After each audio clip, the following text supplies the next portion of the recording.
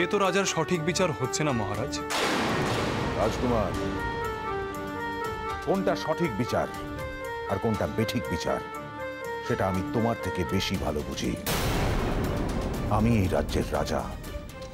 এই রাজ্য আমি যেভাবে চালাই সেভাবেই চলে আর সেভাবেই চলবে। জানি মহারাজ, আপনি প্রকৃত শাসক, কিন্তু সে শাসকের কাছেই তো সব প্রজারই আশা থাকে যে সে সুবিচার পাবে। আপনি কি তার বিশ্বাস ভেঙে দেবেন? মহারাজ কখনো কোনো প্রজার মন ভেঙে দিয়ে তার প্রতি অবিচার করে কোনো শুভ অনুষ্ঠান সফল হতে পারে না। কি বলতে চাইছো স্পষ্ট করে বলো। মহারাজ, আপনিই বলেছেন আজকের দিনটা আমার কাছে বিশেষ দিন, আর সেই দিনে আমার কি ভালো লাগবে যদি আমারই রাজ্যের কোনো প্রজার অকারণে শাস্তি হয়?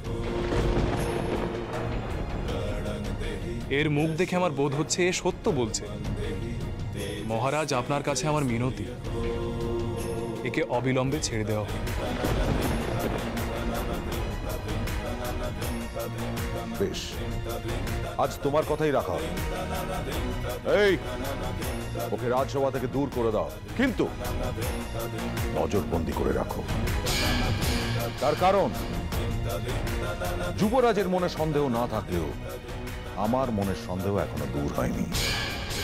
যুবরাজ, যুবরাজ, যুবরাজ, যুবরাজ, আপনি ঈশ্বর যুবরাজ, আপনি ঈশ্বর যুবরাজ।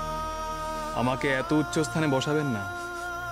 আমি মানুষ, খালি ঠিক আর ভুলটা নিয়ে ভাবি, আর কিচ্ছু না।